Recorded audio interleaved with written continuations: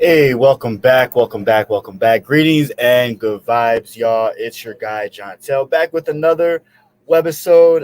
The last one we did was showcasing some local music artists, which we will be doing a lot more of. We're gonna have an offshoot of some music goings ons that we will be sharing with y'all soon once we get things together. So just stay tuned for that because I'm really excited for that. And one of our correspondents and team members is going to be heading that off. Really excited to see what comes from that, right? But tonight, today, wherever you are, whenever you're listening, it is August. And this is the first year that I'm hearing about what is called Black August. And considering the kind of things that I do and the things I cover, it's kind of funny that I didn't know about this. But, you know, you live and you learn. And what's that thing they say? Once you know, you do better or whatever, right? So there's this article. Don't get me twisted. It is from CNN. However, I have an article from for Constitutional Rights as well. So I do kind of want to dib and dab between both of them. But activists are commemorating Black August, and there's a history behind the month-long celebration. Activists and social justice organizations across the country are celebrating the history of Black resistance this month in what, again, is known as Black August. This year's commemoration follows months of ongoing nationwide protests over systemic racism and the killings of Black people at the hands of police. And no, it is not just a second Black History Month. In fact, it's not at all. During Black August, you're supposed to honor Black freedom fighters, many of whom were killed by the state or imprisoned for defending Black lives. Quote, this month is a time to reflect and learn about the legacies of Black revolutionaries while we rededicate ourselves to the protracted struggles against white supremacy, colonialism, capitalism, and imperialism. We study, plan, and pledge to continue the work and fight for Black liberation, end quote. That comes from Monifa Bandelli. So please go ahead and share this stream, y'all. Again, we are on Facebook, YouTube, Twitter, Instagram, and Spotify. You can follow us at all of the links streaming at the bottom of the screen. You can also donate to us if you have the means. Those links are at the bottom of the screen as well. What you need to know about Black August. Real quick, the history behind it. George Jackson, an activist, died at a California prison on August 21st, 1971. He had received 1 year to life in prison in 1964, allegedly stealing $70 from a Los Angeles gas station, according to a 1970 book review from the New York Times. During his time behind bars, Jackson began studying the ideas of Karl Marx, yes, Vladimir Lenin, yes, wrote Eric Cummings and the rise and fall of California's radical prison movement. He is considered one of the most outspoken voices on racism in the criminal justice system at the time. In letters to his parents, his younger brother Jonathan, and activist Angela Davis, and others, Jackson articulated his frustration and rage over systemic racism and his imprisonment. The letters were ultimately published as a collection titled Soledad Brother to Prison Letters of George Jackson.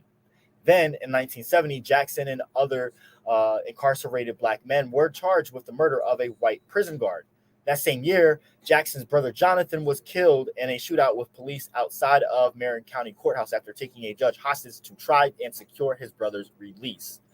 This was reported by the the Los Angeles Times in 2015.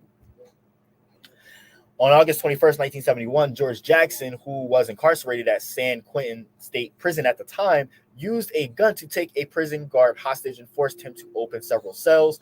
According to Los Angeles Times, Jackson was killed in the ensuing chaos, and he and several other inmates attempted to escape from prison.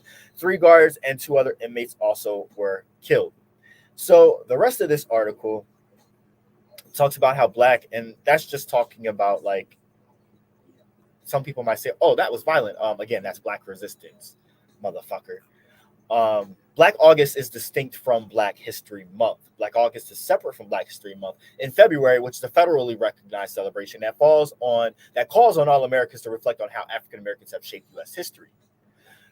Carter G. Woodson, the son of former enslaved people, is largely credited with the February celebration. Frustrated with the absence of Black people from history textbooks, Woodson developed Negro History Month in 1926 in an attempt to write Black people into the nation's history. He believed the achievements of Negro people properly set forth will crown him as a factor in early human progress and a maker of modern civilization. In 1976, Negro History Week expanded into Black History Month. Black August came about in the 1970s and specifically honors political prisoners, freedom fighters, and martyrs of the Black freedom struggle. And again, that's according to the Center for Constitutional Rights, and that is the article I am now going to. Again, Black History Month honors the freedom fighters, especially those inside the walls of our sprawling prison industrial complex who, with their vision, tenacity, and deep love for our communities, are leading us toward the horizon of abolition. This year, we celebrate the jailhouse lawyers who protect and promote the rights of people incarcerated and have been the driving force behind key legal victories that have migrated the power of the state to cause harm. As they work to secure freedom for all, jailhouse lawyers have improved prison conditions, intervened to stop mistreatment, and used the law to expose the inherent violence and racism of incarceration. The Center for Constitutional Rights is proud to be part of a rich legacy of inside-outside organizing to transform material and conditions and build a world of collective safety without prison, surveillance, and police. This Black August, they launched the 6th edition of the Jailhouse Lawyers Handbook. And it's a free resource designed to help incarcerated people assert their constitutional rights and hold prison officials accountable. The new edition was released on August 16th, and the hope is that it's shared widely with friends, comrades, and loved ones to celebrate the launch and honor friends and comrades. On the inside, they hosted a special virtual event. I believe this article is it's from last year. But on August 19th, they sent a letter to Congress uplifting the powerful organizing of Cameroonian women inside immigration detention facilities who have been leading protests for their freedom and dignity in the face of rampant sexism, reproductive injustices, anti-Blackness, and anti-Africanness. The Black August action, taken together with the Cameroon American Council and the Cameroon TPS Coalition, amplified years of advocacy to designate Cameroon for temporary protected status. So, Black August is an invitation to reflect on the history of the Black freedom struggle, to celebrate those who have come and gone before us, and to commit to continuing the fight for justice and liberation until we win. So, it's about reflecting, remembering, learning, and unlearning with our archive of Black August history, artwork, and reflections. And it's something that I personally am just finding out about. So, look, I wonder how many people out there, if you're watching, comment below and let me know if you've heard of Black August, because I haven't. The commemoration of Black August at a time of collective grief, clarity, rage, and rebellion, mighty waves of popular uprising against the ravages of white supremacy and anti-Black racism are flooding the streets, rising within and outside of prison walls and reverberating through communities and institutions. Upon centuries of enslavement and subjugation exist an intolerable present, where the state continues to wield violent force against Black people in the form of mass criminalization and incarceration, repression, and militarized police brutality and willful neglect and discrimination, only amplified in the face of a deadly pandemic. And so, Black people resist, first to survive, and, like generations of ancestors before, to fundamentally alter our collective condition and make freedom real. This is the legacy of Black August. As I reiterate, because CNN did a horrible job of painting that, Black August began in the 1970s to mark the assassination of the imprisoned Black Panther author and revolutionary George Jackson during a prison rebellion in California. You see how the difference was between how the mainstream media painted that and the actual people who know the story and know what's going on and can paint it the way that it's supposed to be told. This is why I am here. The differences between that, right? So where was I? This month, we celebrate all political prisoners who have helped us understand that prison is political and that our collective freedom depends on abolishing the state's capacity through incarceration, policing, and surveillance to disrupt communities and diminish principled struggle against the unjust status quo.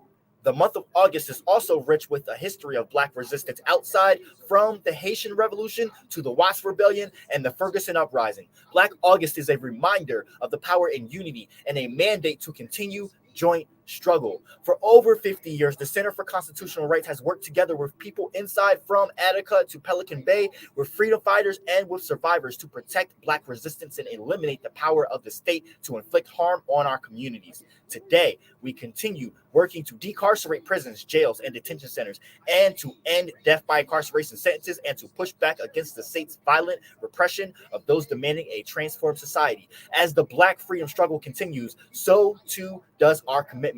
Join us this Black August to reflect, learn, and unlearn, and to advance the righteous rebellion towards Black liberation. Together, we will honor the faith that past resistance has taught us, and to lean into the hope that the present fight for liberation has brought us. For more information about currently held political prisoners, you can check the websites that I'm going to put the link to in the comments. Don't worry about it.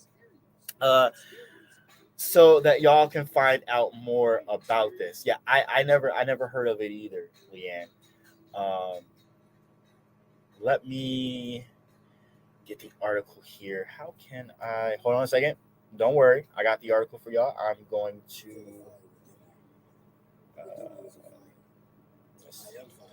copy link, and then I'm going to share it right to. I'm going to share it right to the live via Facebook. So if you are watching via Facebook, I'm going to share it right to you. If you're watching via Facebook, I just threw it in the comments for you.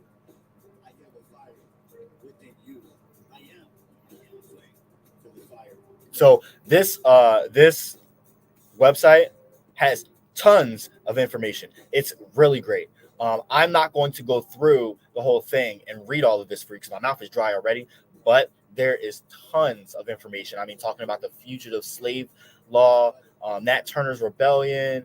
I mean, they really do a great job of really giving you great information. So please go check that out. Again, we're talking about Black August and how it is not the second Black History Month. It is about Black resistance and freedom fighters and martyrs of the Black freedom struggle. All right. So I just wanted to take some time to give you a little bit of information about that. We are going to be doing some kind of event here where I am located relating to Black August. So I will film something from that and probably shed some light on it for y'all. So stay tuned for that. I just wanted to give y'all information on Black August really quick, really. The more information that I found out about it, we will share some links to the Facebook page, the Leon Block Independent Media. And we will share some stuff to Instagram as well. I got some stuff I want to share to y'all on the Instagram. Stay tuned for that. I am not live on Twitter right now. There's something going on that I won't share live to Twitter. Bear with me, Twitter watchers, if you're watching on something else right now. I guess while I'm playing some music, before we get out of here, I will put something on for you. In the meantime, make sure you meditate on your path, celebrate your being, liberate your spirit, and educate yourself.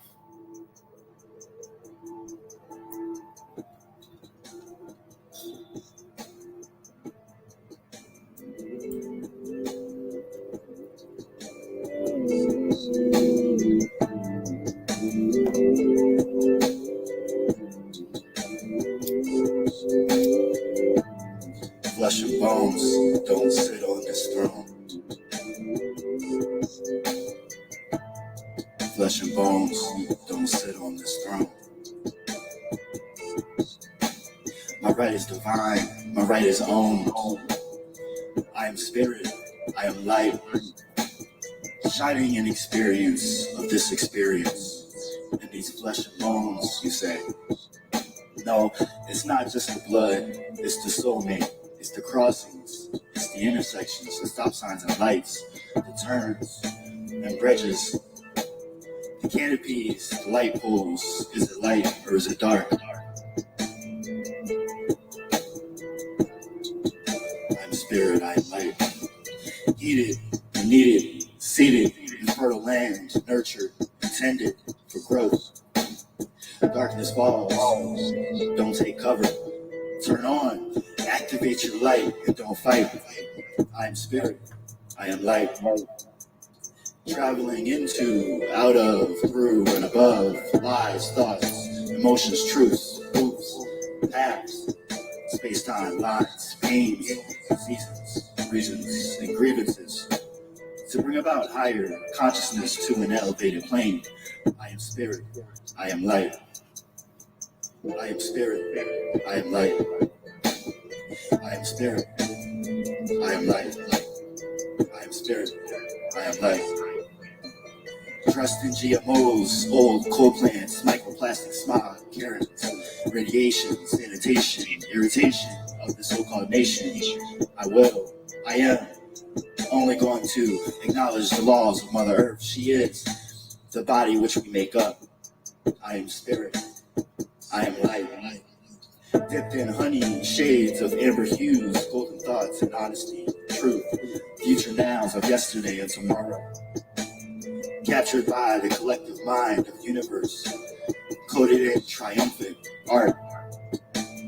Fashioned with destinies of knowledge and eons of path walking. I am you, I am me, then and now. I am spirit, I am light. Followed by many, I follow none. I lead none, I walk together as one. One body, one life, one now, one mind. One being, one soul, one eye, one whole. I am spirit, I am light. I am one, and I am I.